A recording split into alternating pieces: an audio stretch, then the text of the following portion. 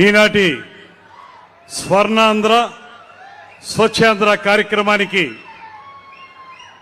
ముఖ్య అతిథిగా విచ్చేసినటువంటి ఆంధ్రప్రదేశ్ రాష్ట్ర ముఖ్యమంత్రి వర్యులు మనందరికీ కూడా మార్గదర్శకులు, ముఖ్యంగా ప్రపంచంలోనే గొప్ప దార్శనికత కలిగినటువంటి నాయకునిగా పేరు పొందినటువంటి శ్రీ చంద్రబాబు నాయుడు గారికి మనందరి తరపున కూడా సాదర స్వాగతం పలుకుతా ఉన్నాం. మనం చాలా సందర్భాల్లో కొన్ని గొప్ప విషయాల గురించి మాట్లాడుకుంటాం. సమకాలీన రాజకీయాల్లో ఒక అద్భుతం ఏదైనా ఉంటే పరిపాలనా దక్షతతో కూడినటువంటి అద్భుతం. ఆ అద్భుతం ఏంటంటే శ్రీ చంద్రబాబు నాయుడు గారి యొక్క నాయకత్వ పటిమ. ఆనాడు అవిభాజ్య ఆంధ్రప్రదేశ్ కానివ్వండి, ఇవాళ విభజిత ఆంధ్రప్రదేశ్ కానివ్వండి, ఒక ఆధునిక ఆంధ్రప్రదేశ్గా తయారు చేయడానికి శ్రీ చంద్రబాబు నాయుడు గారు చేసినటువంటి ప్రయత్నాలు, వాటి వల్ల సాధించినటువంటి ఫలితాలు, ఇవన్నీ కూడా సామాన్య ప్రజానీకానికి చెరువులోకి తీసుకొచ్చినటువంటి ఆయన యొక్క దక్షత ఇవాళ ఆంధ్రప్రదేశ్ని స్వర్ణాంధ్రప్రదేశ్గా రూపొందించడానికి ఒక ప్రాతిపదికగా ఏర్పడిందనేటువంటి మాటని మనం చేస్తున్నాను. వారి నాయకత్వంలో పనిచేయటం అనేది ఒక గొప్ప అదృష్టం. జనసేన పార్టీ అధ్యక్షులు ఉప ముఖ్యమంత్రి శ్రీ పవన్ కళ్యాణ్ గారి ఆశీస్సులతోటి శ్రీ చంద్రబాబు నాయుడు గారి యొక్క టీంలో ఒక సభ్యునిగా, సహచర మంత్రిగా పనిచేయటం అనేది నాకు పూర్వజన్మ సుకృతం అనేటువంటి మాటను కూడా ఈ సందర్భంగా నేను మనవి చేస్తున్నాను. ఇవాళ ఈ రాష్ట్రంలో మీరు చూపిస్తున్నటువంటి ప్రగతి, సూపర్ 6 ని సూపర్ డూపర్ హిట్ చేశారు. ఇవాళ ఇక్కడికి వచ్చిన మహిళా తల్లులందరి మొహాల్లో కూడా చిరునవ్వు కనపడతా ఉంది. అనేక అభివృద్ధి కార్యక్రమాలతో పాటు స్త్రీ శక్తి పథకం ద్వారా మీరు అందిస్తున్నటువంటి ఉచిత బస్సు కార్యక్రమం ఏదైతే ఉందో దాని ద్వారా ఇవాళ పక్కన ఉన్నటువంటి ప్రదేశాలకి వ్యాపార నిమిత్తమో, పిల్లల యొక్క యోగక్షేమాలు తెలుసుకోవడానికో, బంధువుల ఇంటికి వెళ్లాలంటే ₹1 కూడా ఖర్చు పెట్టక్కర్లేకుండా ఉచితంగా ప్రయాణం చేసేటువంటి మహత్తర అవకాశాన్ని కల్పించినటువంటి నాయకుడు శ్రీ చంద్రబాబు నాయుడు గారు అనేటువంటి మాటను మనం చేస్తున్నాను. అదేవిధంగా మీరు దీపం పథకం కానివ్వండి, పెన్షన్లు పెంచే కార్యక్రమం కానివ్వండి, అన్నదాత సుఖీభావ్ కానివ్వండి, ఇలాంటి కార్యక్రమాలన్నింటినీ ఒక్కొక్కటిగా చేపట్టి ఇవాళ రాష్ట్రాన్ని ఈ 21 నెలల కాలంలో అత్యద్భుతమైన ప్రగతిలో నడిపిస్తున్నటువంటి దార్శనిక నేత మన చంద్రబాబు నాయుడు గారు అనేటువంటి మాటను కూడా తెలియజేసుకుంటూ ఇవాళ ఒక గొప్పదైనటువంటి కార్యక్రమం స్వర్ణాంధ్ర స్వచ్ఛాంధ్ర అనేటువంటి కార్యక్రమం ద్వారా ప్రతి నెల 3వ శనివారం నాడు రాష్ట్రంలో అన్ని ప్రాంతాల్లో కూడా మన పర్యావరణాన్ని కాపాడుకోవాలి, మన ఆరోగ్యాన్ని కాపాడుకోవాలి, మన పిల్లల జీవితాల్ని ఆనందమయం చేయాలనేటువంటి ఆలోచనతో ముఖ్యమంత్రి గారు అందించినటువంటి కార్యక్రమం ఇవాళ నిడదవోలు నియోజకవర్గంలో ఒక అత్యద్భుతమైనటువంటి కార్యక్రమాన్ని ఏర్పాటు చేయడానికి శ్రీకారం చుట్టారు. మాలకోడు చెరువుని 5.5 కోట్లతో అభివృద్ధి చేసే కార్యక్రమానికి మనం నిధులు శాంక్షన్ చేయించుకుంటే, అదేవిధంగా ఏవైతే పట్టణంలో ఉన్నటువంటి మురుగునీరుని శుద్ధి చేసి తిరిగి ఆ చెరువులోకి పంపడానికి అవసరమైనటువంటి ఎస్టీపీ ప్లాంట్ కేవలం నిడదవోలులో మాత్రమే కాదు, రాష్ట్రంలో ఉన్నటువంటి అన్ని ఎస్టీపీ ప్లాంట్లు, అదేవిధంగా ఫేకల్ వేస్ట్ కి సంబంధించిన ప్లాంట్లు రమారమి 1,085 కోట్ల రూపాయలతోటి ఈ రాష్ట్రంలో ఇవాళ శ్రీ చంద్రబాబు నాయుడు యొక్క అమృత హస్తాల మీద ప్రారంభించుకుంటున్నాం అనేటువంటి మాటను తెలియజేస్తూ ఇటువంటి మహత్తరమైన కార్యక్రమానికి నిడదవోలు వచ్చినటువంటి ముఖ్యమంత్రి గారికి ఘన స్వాగతం పలుకుతా ఉన్నాం.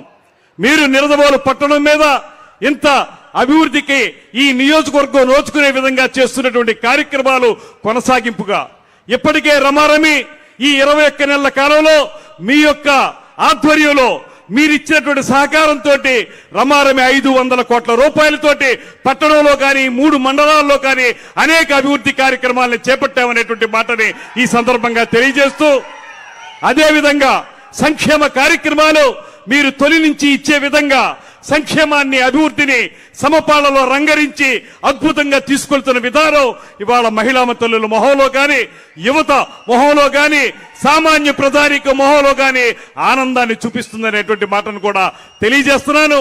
ఇలా మీరు చేస్తున్నటువంటి ఈ సందర్భంలో సమయం ఎక్కువ లేదు కనుక ఒక 2-3 విషయాలు మా కోరికలు మీకు విన్నవించుకోవాలి.